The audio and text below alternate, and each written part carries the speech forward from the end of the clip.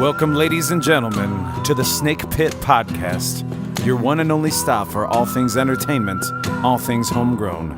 Coming to you out of Toledo, Ohio, I'm your host, Jake Pilewski. You can follow us at jakepilewski.com. That's Pilewski. The Snake Pit.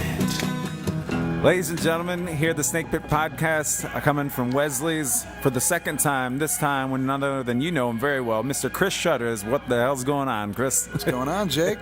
Thanks for being here. I know you had just been on another one of those tours, right, with Kofi Baker? That is correct. We're going to tap into the whole lot of that, but most people know you listening to this already.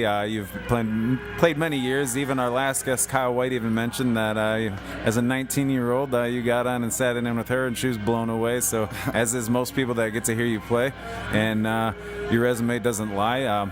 So, Chris, welcome. Well, thank you. Thanks a lot, man. And I'm going to get right into the first 5 questions I give all the musicians that come on to kind of delve into. The first 5. First and foremost, what was your first album, whether it be purchase or gift? First album you really wanted, it could be any medium, cassette, record, CD, full album. Okay, you know what? The one that sticks out is when I was really young, I wanted Stone Temple Pilots tape cassette, and my grandma got it for me, so that was the first actual album I listened to. Which one was it? That's a good question. I think it has like the baby on the front or something like that. Oh yeah, okay. Something like that. Am I thinking the wrong thing? I don't know. So whatever that album's name was, that's the one you had, Stone Temple Pilots. Can you believe that? Early 90s, right? Yep. Maybe close to the mid, so. Something like that, sure. I dig them. So what was your first then live concert experience? Kiss in 1996. Where was that at? That was at the old sports arena. Really? Who'd they play with? It was just their own show. They didn't have any openers or anything, but they had the whole pyrotechniques, as they called them. Yeah. Ace Frehley flew from the stage to there was like a little circle out in the middle of the audience, like a platform. Yeah. And I was like literally right next to that, so that was really cool. But for a first concert experience, that was really intense, knowing, the stuff that they do and whatnot. But did you wear any face paint or anything? No, I'm not a huge Kiss fan. No. It was more of a experience thing. Yeah. No. Which I think I went and saw them. It was early 2000s. It was with Ted Nugent and Aerosmith up at Comerica. And again, for the experience. Yeah, quite a show. I'll give them that. Absolutely, yeah. What would be if you had a dream duet or dream collaboration when it comes to playing, songwriting? And this can be living or dead artists, or both. Answer them both ways if you want. Wow. I should have thought about this. Let's see. This is more organic. How about with you, Jake? How about we should do a couple songs together and just do it. I think that'd be brilliant. That's my answer. You're my answer. Man, I just hope you know. I mean, I'm not paying you, to be honest. You can say whatever you want. Oh well, in that case, no. I mean, are there any heroes you have over the years that you'd love to wish you had the opportunity to play with? It would be cool to play with Eric Clapton. Yeah. I know a lot of people like pigeonhole me in that, but I do love him. I think he's great, and I think that would be a really cool collaboration for me. So, because I mean, we sound a little alike and we play a lot the same kind of feel, I guess. I don't know. Well, not a bad hero to have. I mean, yeah, no, that's great. And speaking of collaboration, have you collaborated? I know you had Shutterfish before. Yeah. You can get on iTunes and seen it on there. So Scott Fish, you've collaborated with. Have you collaborated with a handful of other people when it came to songwriting? Yeah, actually, my most recent album, which I have another one coming up here in a couple months, but most recent one was 2013, and I did it with Mark Michael. Okay. And that was a lot of fun. I learned a lot. I mean, that dude knows his stuff. He's got he pretty much has every instrument the Beatles ever used in his studio. And we tried to use as many of those as we could, all the way from the Mellotron to the Tambora, Wow. Yeah. So it was cool, man. It was a lot of fun. Does he have a theremin? He does have a theremin. Wow. He does have a theremin. I'll have to tell Casey St. John he plays the heck out of the theremin. That's what he keeps saying. Yeah. He's got to come out and jam sometime. Yeah. He will take you up on it too. Usually it's like sweet. 3 in the morning. He'll send me. He's like, "You need a theremin or a Rhodes?" And I'm like, "Oh, does he play Rhodes too?" Yeah. Oh man. He said he just got one, I think, too. So. I love those. So you had that. Any other collaborations that you had? Oh, I mean, I've collaborated with Joe Woods. Yeah. We did the Shutterwood thing. That was a lot of fun. Yeah. We did a lot of shows together, and Didn't you make an appearance on his EP as well? I did. Yeah, I did. in the Clouds. He was kind enough to allow me to be a part of it, so that was really cool. Yeah. Do you have a most embarrassing experience as an onstage performer? I mean, we all have them. Let's see. I'm gonna call my buddy out of him, and I don't know if this is embarrassing more than it was funny. Guess depends who you ask. He's done a couple things that it stuck out in my mind, and I love it. It makes me laugh every time. One time we were playing at some place out in Delta, and he had experimented with some things. Yeah. To put it lightly. Jazz music.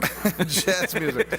And in the middle of a set, he just starts to fall. He falls and he grabs this cable like to brace himself, and it ended up being the cable that was attached to the lights. So, and when he fell, he pulled everything down on him. Oh. Oh. All right. I don't know. It sounds great. That's a great sounding story. Is there video? There is no video, but it's in my mind. Yeah. You can find a way to get it out. You'd laugh. For me, how about for me? Okay. Let's see. I've just done so many. What's the most embarrassing? I don't know. I think one time I did a shot. I did a shot. It was at the old, like Martini Lucy's when it was like when it didn't expand. Oh yeah, still very, very, very small. Yeah. I think Jason Goss will attest to this. That he gave me a shot, and as soon as I took it, it came right back out. Oh. And that was on stage. That was a really attractive moment on my behalf. Well, you did see Kiss, I did, live, so it was, you didn't have the blood, so it's... Right, exactly. I did my best. Right. I did my best. That's what I would attribute. Gene Simmons, little... I'm really interested in hearing what you take and what you leave from this.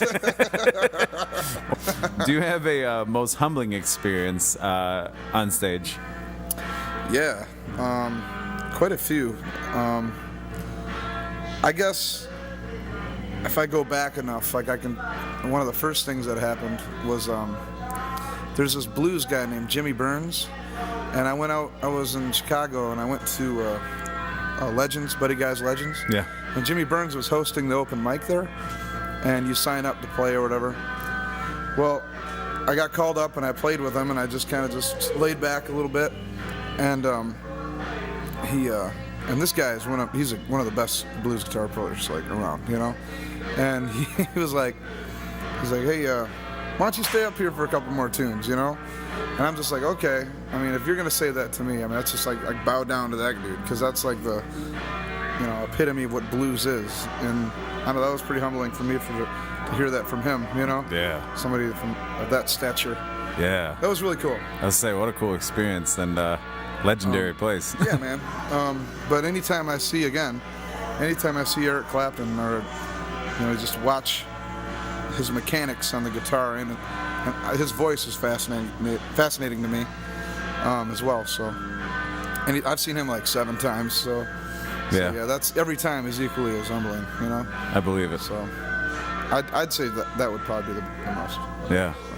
Well, cool. What pushes your buttons as a performer? And this can mean, from the sense of, what's pet peeve of yours as a performer, and then on the flip side, what motivates you?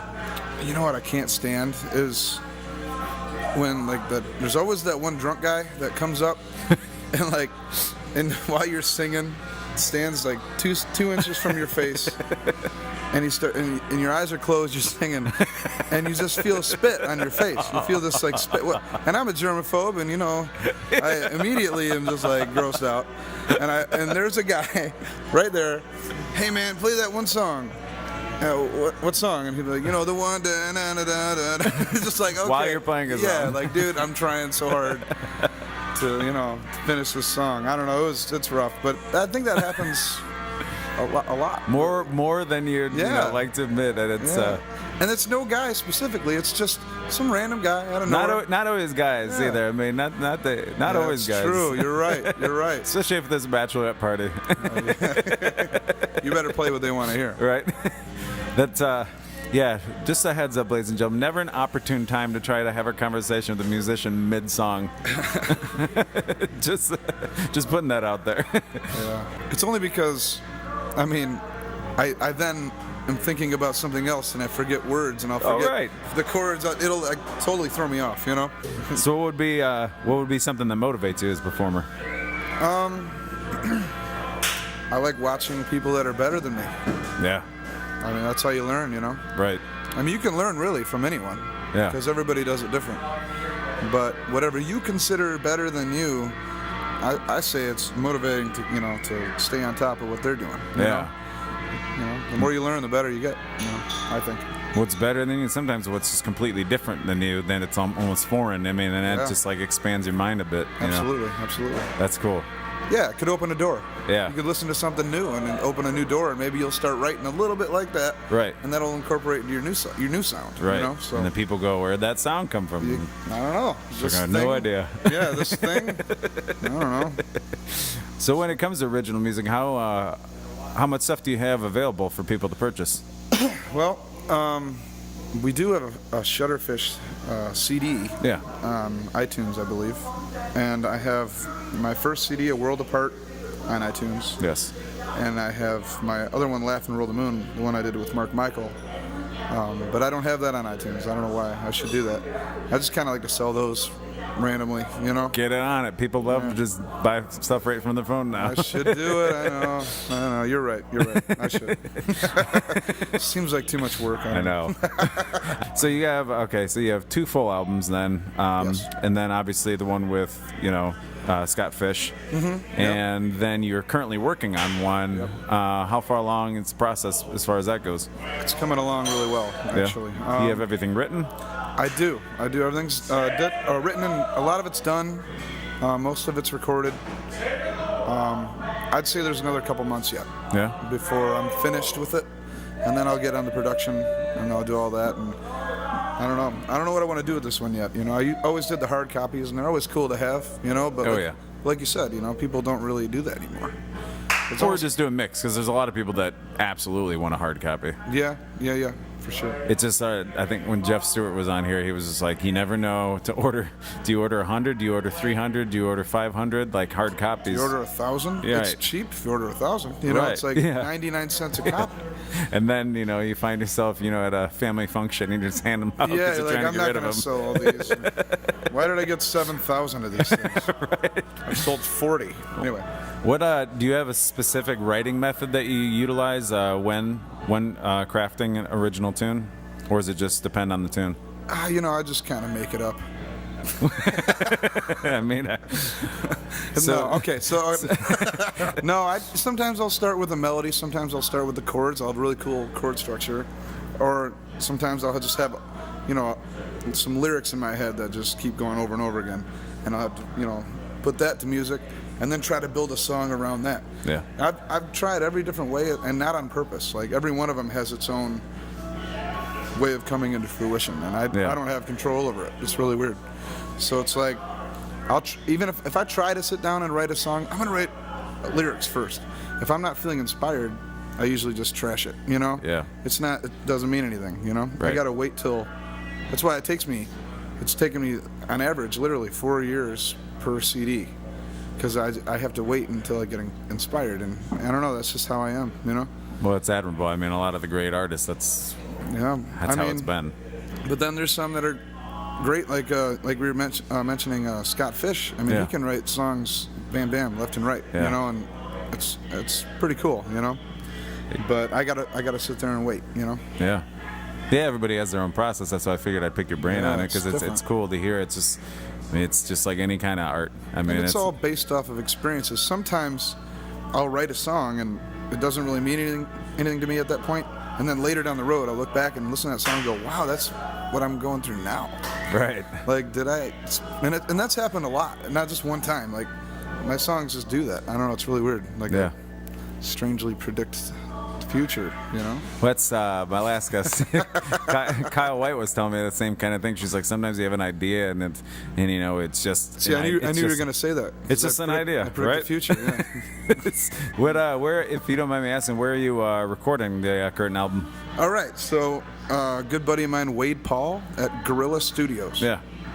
This guy's great. He's a nice dude, and he's got a great ear and awesome producing perspective, and it just makes it really comfortable. It's really easy to do it in there, really easy to record. And a lot of the recordings too, I'm doing a little blend, because for the last 2 years or so, me and Matt Havers were trying to work on some stuff, and so we got 5 tunes from there that are the bases of those songs are recorded there, and I'm moving them over to the Wades, and then we're going to finish them over at Wades. Oh, cool. So it's kind of like an amalgamation of sorts. Yeah. But no, it's just a plethora of ideas that just kind of, some of the songs I've had for a while, some of them I currently had written, for that recording period. I don't know. It's a big mix of stuff that has been written in the last 4 years. So, yeah. So Havers, I know because you guys have played a lot the last couple of years too together. Yeah, that's another collaboration, but we never recorded together. Yeah. So has he been more on the production end of things? Because I know he went to school for that, or has he got involved in some of the writing? These are kind of songs that I've already had, you know. So as far as that goes, but as far as putting it together, and his production aspect as well is a very important factor on the way that sounds. So no, Matt's great. I love Matt. We've played a lot of shows together, a lot of mainly acoustic stuff, you know, and it's just so easy to play because we both have kind of a similar feel on how it works, and it's really cool. Similar enough, different enough. Yeah, exactly. He's got a whole different take on it than I do, but they're both similar at the same time. Yeah. So that's why we sound so good together. And I don't really like the guy very much, but he's just a really good guy, and I like him a whole lot. And he's like a brother to me. So there you go. Yeah. He's very easily likable, and you can always check out his. We were talking earlier before I even hit record how you and I are pretty odd people, but talk about an oddball. Just watch some of Matt Havers' videos and just hang out with him a little bit. Yeah. As good as he is, he's equally as weird, if not more so. Yeah. This is the pot calling the kettle black, but how long have you been playing professionally, first off, and then... Well, all right, so professionally, my first actual show was when I was 10. I played piano at a billiard tournament. Really? Yeah. So, it was weird. But I did that because my dad played pool. He went pro for a little while with my uncle, and they went to Vegas and stuff and played. But, and then on the guitar, the first one was 13. But I played piano and sang when I was 2. I went to one of my cousin's high school recital thing, and he sang "Heard It Through the Grapevine." Yeah. And I had to go home and sing it. So my parents put me in this little suit and gave me a brush for a microphone, sunglasses on me. I stood on the edge of the couch, and there's an actual recording, a video of this, of me singing "Heard It Through the Grapevine." So that's when the interest, I think, was sparked. Yeah. Right then. So. It's usually from the oddest experience. That's a pretty good one, though. Yeah, I remember it clear as day. It's crazy. Right. Yeah. But I don't remember what I ate yesterday. So there you go. Right. No, I'm with you. I don't think I did eat yesterday. My short term is shot. I'm starting to think that's just a professional musician thing. Yeah, it's gone. Even lyrics, they don't come back until you're singing. Right. And the next line, very lately, comes back.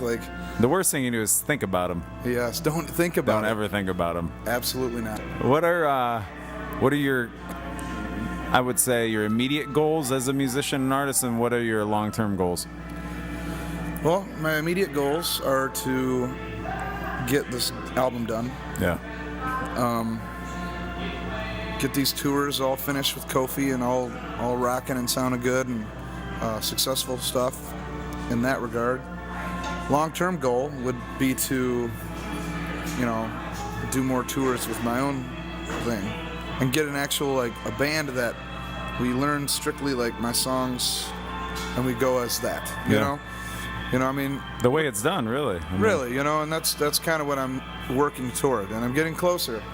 But you know, when you play in bars, or you play around town and stuff, it's like I'm pretty lucky to say that I'm 70-30. Like I 70% covers, and I get to get away with 30% originals. That's a great margin. It's pretty good. Yeah. You know, I mean, as far as being an artist, you know. Yeah. But really, the goal would be to do mainly just originals and a select few like covers, you know. Yeah. So that's kind of what I do when I like if you're gonna open for somebody. You know, if you get like a 45-minute slot, I think it's best to play your original stuff. Oh yeah. You know, maybe throw in like one or two that catch their attention. Right. And then do a couple more originals and whatnot. So. Yeah, when you're an opening act, I mean, absolutely. I sure. mean, nobody goes and sees, you know, the Stones, you know, with another opener, of, you know, that's didn't expect them to play a cover band set. Right. I mean, that's just the way it is. Yep.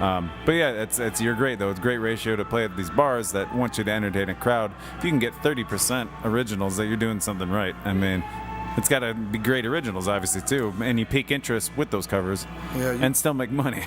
Sure. Right. Yep. And they'll let you know if you're playing too many originals. Right. You're playing nothing we know. Right. Well, I mean, I had that happen before, even with covers, and it was like, maybe I think it was Rick Caswell, and he was on there. He was like, this lady says to me, he's like, so why don't you play something I know? And he said, why don't you know what I play? Oh, that's funny. He's a little more quippy than I am. Oh, very good, very good. And then what are your, so is that concluding long-term goals then too, is, you know, as far as getting on tour and doing some, a lot more of your own stuff? Yep, cool. for sure. Cool.